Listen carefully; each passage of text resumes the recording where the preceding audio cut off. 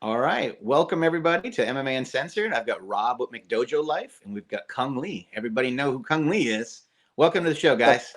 How you guys doing? Hey man, appreciate you having me on. I like talking shop.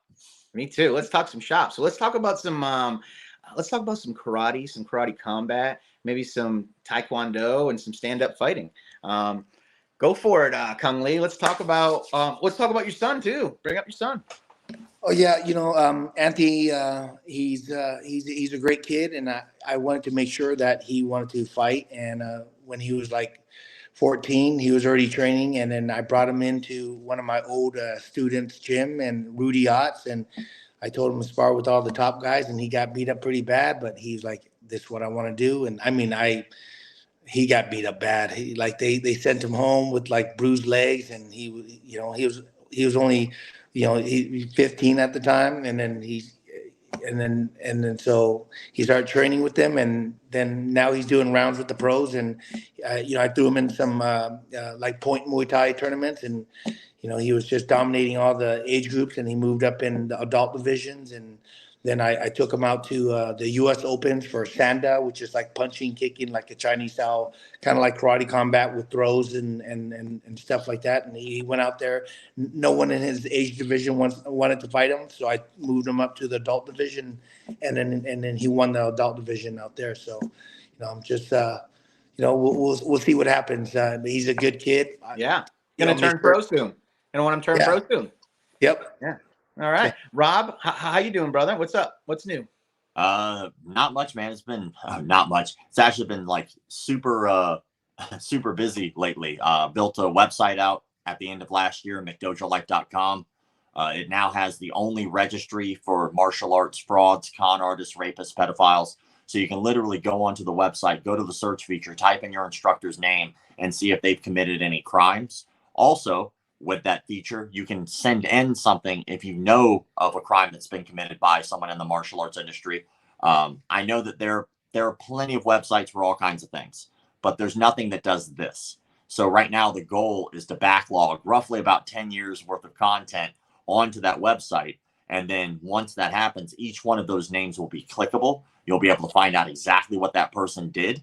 And you'll be able to make your own decisions as a consumer where you either want to train yourself or where you want to put your kids. It's not my job to tell people what to do with their lives. But I feel like since the martial arts industry is truly an unregulated industry, you need no credentials to start a martial arts school. You need no background checks to start a martial arts school. You don't even need to know martial arts to start a martial arts school. That why not have something to where people could at least research who they're getting involved with financially? And I really hope that it helps a lot of people. And then I wrote a book at the end of last year too, so that was kind of pretty cool. And I used to fight in bars when I was a kid. So I started when I was 15 years old, and I started fighting at a local nightclub called Plush. And the first guy I ever fought was 30, and we did what was called patron boxing. So they would let anybody sign up the night of, and as long as you both agreed to fight, they would just let you fight. We had 2-on-2 fights, we had 3-on-3 fights, we had 1-on-2 fights, 1-on-3 fights. Saw my instructor set himself on fire in one of the nightclubs. So I wrote a book about that entire thing. It's called Sensei's Bars and Scars. You can pick it up on.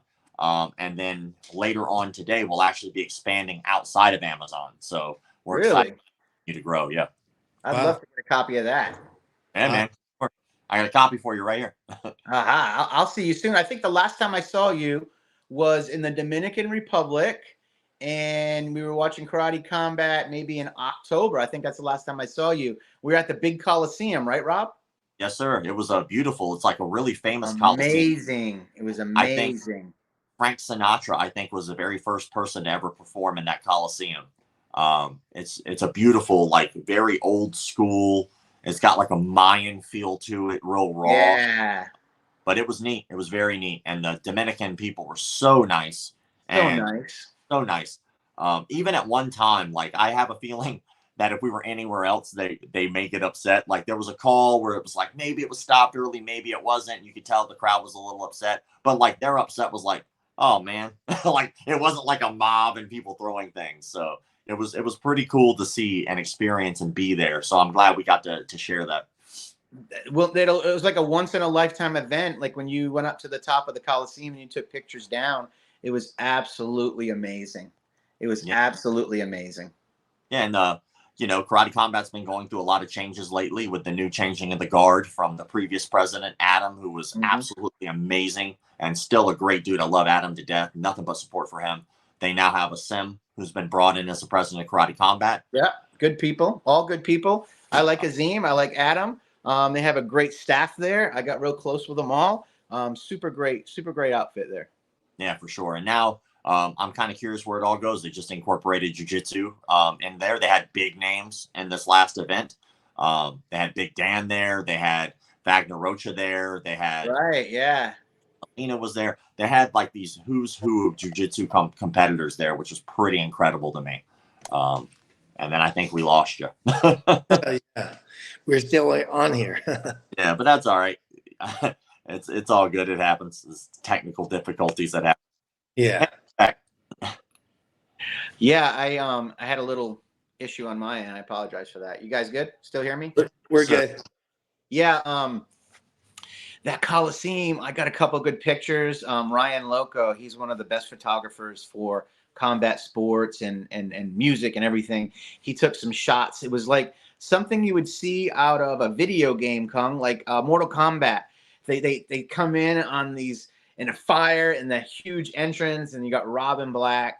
That sold me. That sold me on the brand. Anyway, big shout out to Karate Combat. I think all of their events are free on their YouTube. So check out Karate Combat on YouTube and all their socials. Let's pivot real quick. Kung, I wanted to ask you a question about one, your faith, and two, exorcisms.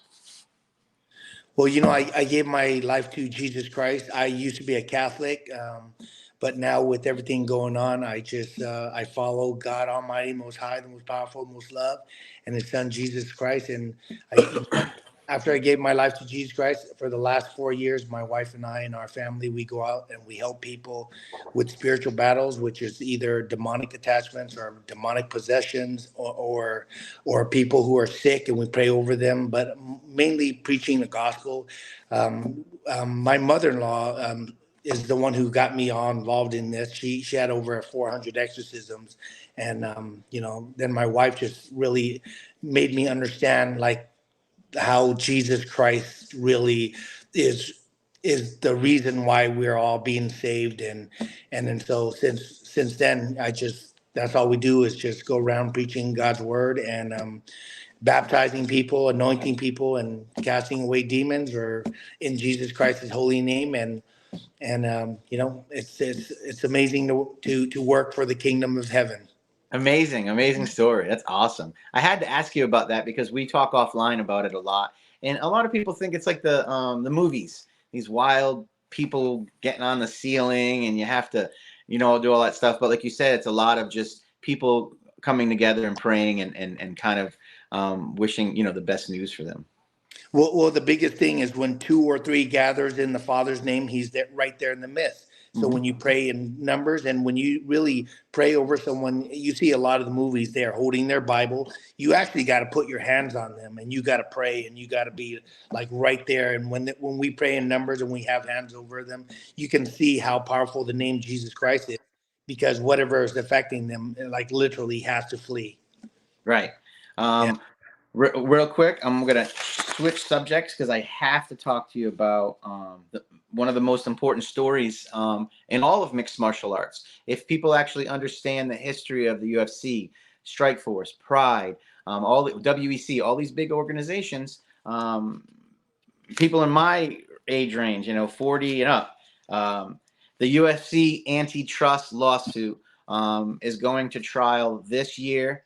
And Kung, if you could briefly give everybody a little quick when it started and where we're at now and what the fighters can expect and what the MMA media needs to know.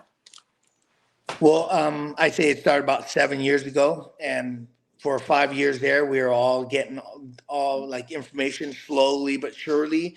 But then, for a good couple years, even maybe a little bit longer, it was dead in the water. So my wife and I took a page out of, Genesis, and we prayed for 7 days, and next thing we know, the case fast tracked, and we're going to trial. And while the lawyers were thinking it would be 2025, 2026 that we were going to trial, when you put God in the mix, look what happened. We're going to trial in April, and everyone knows with God before us, nothing can stand against us. So Absolutely. yeah. Cung Le is heading up a major lawsuit against Zuffa. Was it the time periods? Was it 2008 to 2014 class? 2010 to 2017, Okay, and and then there'll be another lawsuit after this one for the next class, right? yes, Okay, and they already started that, but our lawsuit, we're going to trial, and right. And there's about 1,200 fighters that 1200. we are all representing. It's not just me, but it's God, then all the lawyers, and then of course Rob Macy, because he's the Lead one who got. attorney. Yeah, well, he's not the lead attorney. He's the one who got it going. Eric Okay. Kramer's the lead attorney, but Rob's the one who put it all together. And then look where we're at. No one believed we could.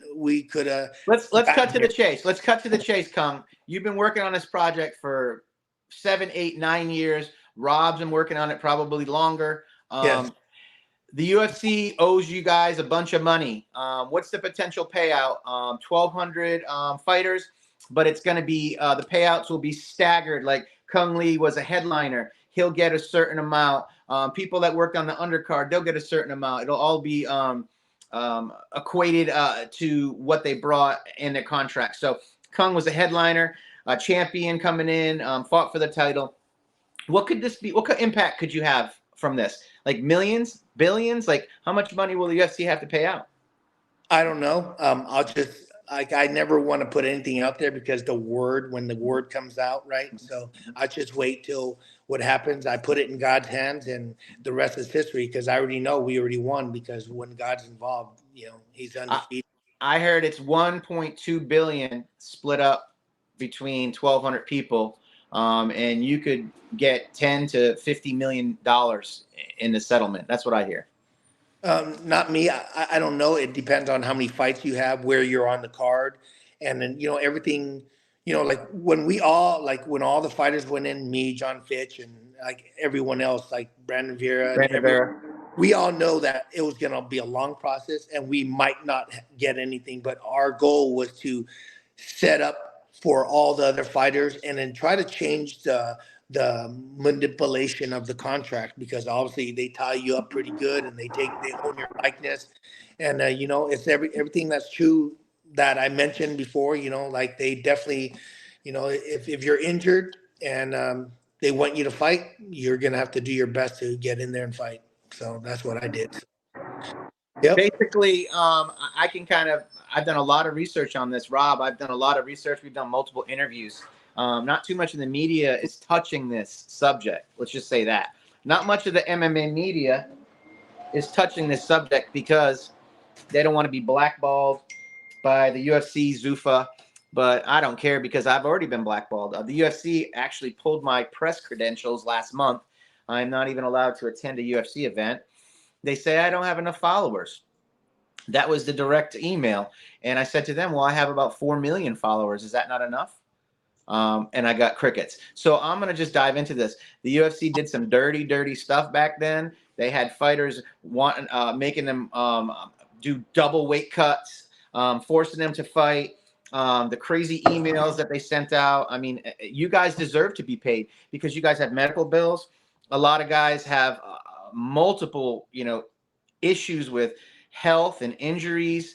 They need money for that. Some of the guys can't even work. So this is how I think this story needs to be, spun a little bit or talked about, is the impact, the money, the payout's going to have on the fighters that fought, that busted their ass, that bled, that broke their bones for the organization that's worth $5 billion or whatever now. So it's time, and I'm happy.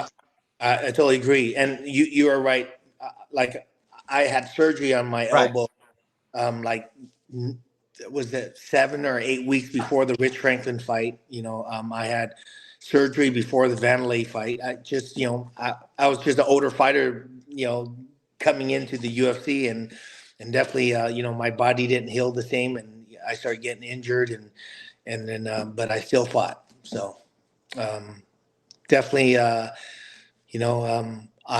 can't wait till this lawsuit is done, so the fighters can understand and see that we truly are trying to help them, and they deserve more. And a lot of fighters don't realize what their worth is because Yeah. UFC is collecting all the money, Mhm. and yeah, there's now fighters making in the seven figures and making a lot of Right. money, Right. but that's only a small handful of fighters, right? Exactly. That's Yeah. but and Yeah, then wow, exactly. Yeah. well, But now you guys are going to get paid. You're a humble man, Kung Le. You're very humble when it thank comes to stuff like thank this. But this is going to change your life and your family's life and generations to come. You're going to help your family in Vietnam, right? You're probably going to help them build new houses and build new gyms. You're going to get a buttload of money. I know you. I knew you when you were successful. I know when some hard times hit, and now you're coming back up and you're doing really good. And I think this will help you immensely. Yeah, you know what? I'll tell you right now, I'm not sure about the money, and I'm not really worried about the money. But whatever money I get, I'm gonna just donate it to spiritual battles and continue to do God's work. And now I won't have to come out of my own pocket all the Right. time. Just do God's work and Yeah. full time all the time. So Maybe you could take a little of that money, right, Kong, and you can have all your friends have like a nice vacation somewhere, and everybody visit and have like dinner and break bread. then I would be kind of like wasting money when I could really giving it to the poor or getting food for the Well, you poor. just say a location, and then people will come out. Yeah, definitely. Hmm. Good deal, Rob. What do you think about the UFC antitrust lawsuit? I told you before we started recording, I don't really know much about it. So I don't like speaking on things I don't know in great detail. So it would have to be something that I look into. I think that obviously there are a lot of fighters who are upset with however they were treated at the time, whether it be financially, emotionally, physically, whatever the case may be. I don't really know much about it, so I'm not going to speak on it. Perfect. That's why I love you, Rob. You're so Mhm. straight to the choice. So, Rob, let's talk about your website and your book and your new projects. I heard you have a couple new projects going. Yeah, man, we've been working on a documentary now for roughly about 3.5 years. Two of those years were COVID, so obviously that means that you're not filming anything when the whole Yep. documentary is about martial artists, cults, things like that, and schools are closed. So what exactly are we supposed to do? So 2 of the years during COVID, we stopped filming. We waited it out. When it eased up, we were able to film for about 30 days. So we were able to get enough footage for what they call a sizzle reel. So it's Yeah. like a trailer for a movie that hasn't been made yet. So we put that out there. We were able to get Jocko Willink as an executive producer of our film. So we're excited to have Jocko on board as an EP.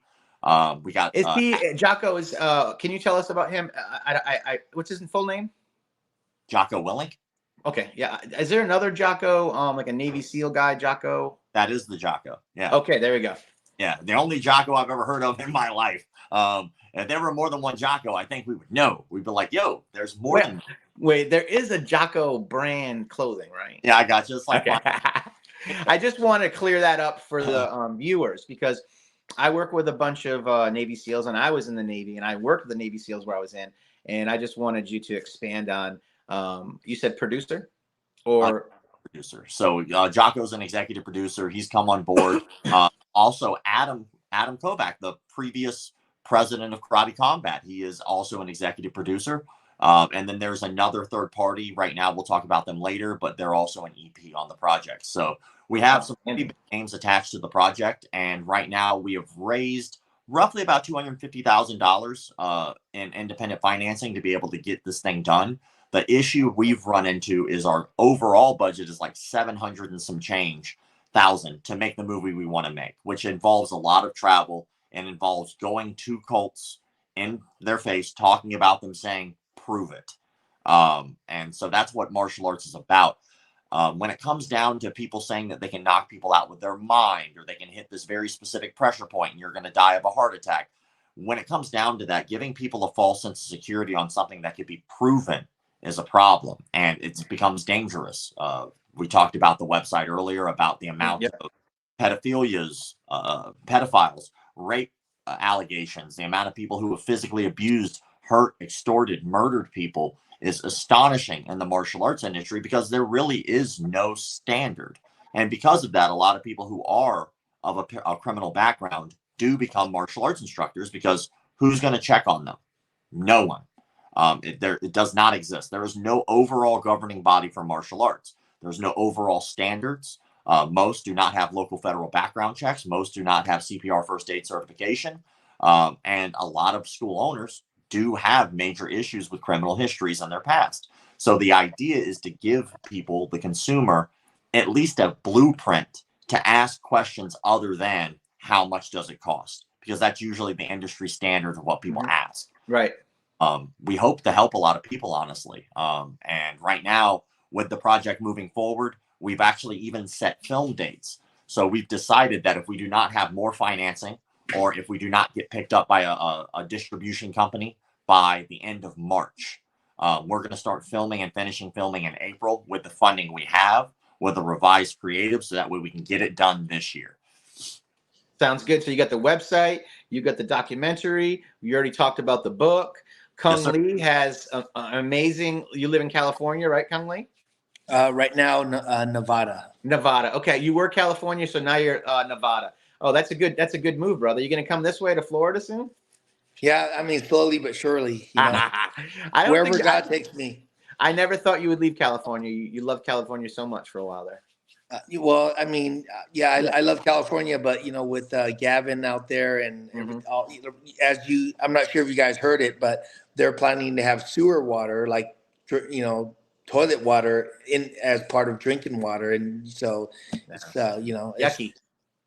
Yeah, I mean, if you really pay attention to what's going on, because as you see, Gavin's part of like this, you know, group. I don't want to say it, but you know, obviously they're part of the One World, and he's pushing that agenda really hard. And then, I mean, again, Rob here, I'm talking about a website.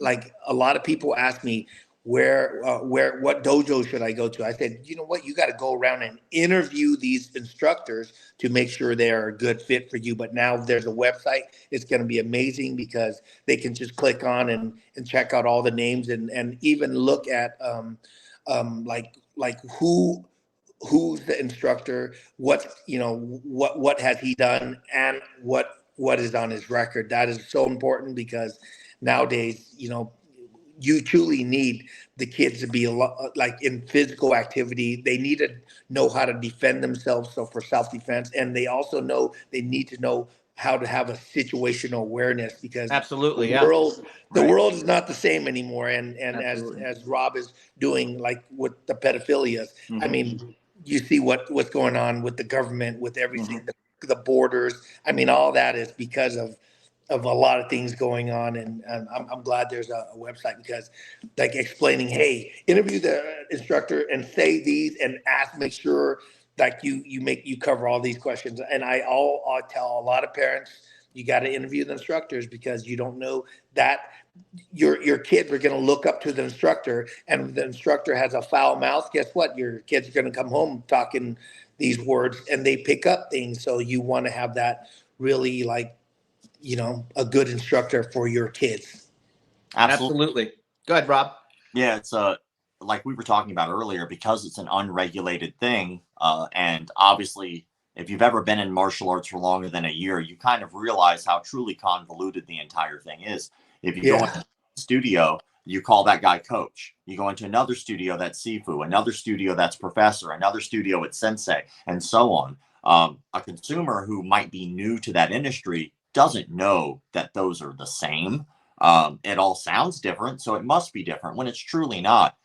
And I think the scariest part about our particular industry is we do not typically call out our own. People don't want to stir the pot. People don't want to be that person who's calling out somebody. We have massive names in our industry who are looked up to, who were involved in rape, who were involved in fraud and extortion. And yet for some reason, we as a whole industry have the audacity to give them a title of praise of sensei or title of praise of professor or coach. Look, in my opinion, if you've done those things, you do not deserve that title. Like, I know that I'm no saint. I don't want anybody to call me sensei. I want you to call me Rob, right? But if somebody has earned that title, they deserve to be called that and not be lumped in or grouped in together with a bunch of people who have done truly horrific, nefarious things. It downplays what this really is. And so that's the entire mission of what I'm trying to do, is keep martial arts legitimate by calling out 5 very specific things. It's not hard. Don't sexually assault people. Don't lie about your belt rank or fight record. Do not purposely injure or harm your students. Do not defraud them, take advantage of them financially. And then finally, do not claim things that you cannot do or do not work by mislabeling them. If you can stay to those 5 rules, martial arts has a really hard time. Uh-oh. It was getting good, too. Oh, it was heating up, wasn't it? Ah, Hey, guys, come on. McDojoLife.com. Make sure you check them out. Sorry, somebody tried to call me and it immediately just started messing with the thing. But anyway, to finish You the were thought, cooking. You were cooking, Rob. Keep cooking. yeah, man. But to finish the thought, the ideology here is that most martial artists have a hard time agreeing on things that we agree with. Jiu-jitsu will make fun of the karate guy, and karate might make fun of the guy who does kata, or the guy who does kata might be upset because people are making fun of them for doing kata, and so on. So we're very self-deprecating as an industry. We're always tearing each other down. So what I figured is, over the last 26 years of doing this job, has been, we might not be able to agree on what we agree on, but we can agree on what we don't like. And so what I've noticed is martial artists don't like the rapist in their studios. They do not want the fraud. They do not want the guy who is the bullshido master. They want at least some honesty. And I think if we can start there, maybe we can build a foundation where we can all get together as martial artists, not the jiu-jitsu guy, not a karate instructor, not a kickboxer, but as martial As one. And then we can grow from the things maybe we don't like. And if we can all stop those things, I think we can improve the industry. I think we can save people's lives, legitimately save people's lives. We can change people's lives from being sexually exploited by somebody in a position of power. We have that ability. The choice is ours to be able to get away from those old school, petty, nonsensical arguments that people have about what a McDojo is. People will complain about how long it took you to get a belt. Oh, that guy's not a black belt. He got his black belt in like 3 years. Well, BJ Penn got his black belt in 3 years. Are we saying he's not legitimate based on that standard? Of course he was legitimate at that time. Of course he earned that. Now, I don't know what he's doing with his life now. Doesn't matter. But if we're using that as a guideline, why? Or people saying, oh, well, that kid got a black belt. Well, yeah, so did Ernie Reyes Jr. Ernie Reyes Jr. was one of the most impactful martial artists of our time. He was a child black belt. Or how about this? How many professional fights did Bruce Lee have? None. Not a one professional fight. But did he change and impact people's lives in a meaningful way? You're damn right he did. So we can't sit there and take anything away from him because he wasn't a professional fighter. How many professional fights did John Donahue have? How about this? How many jiu-jitsu matches does John Donahue have? And yet here we look at him as one of the greatest jiu-jitsu instructors of all time. So when we look at the impact of these martial artists, we can't just sit there and think about why we started martial arts. We can't project that onto our students. We need to respect our students and figure out why they want to do this. Do you want to lose weight? Cool. If we can do that, I want to do that for you. Do you want to get out of the house? Hey, this is something you can do. It doesn't matter if they want to be a fighter or not. As long as they're making a positive impact and as long as they're doing things that do not harm their students, that's what we should be doing, in my opinion. I think we can make a difference in people's lives.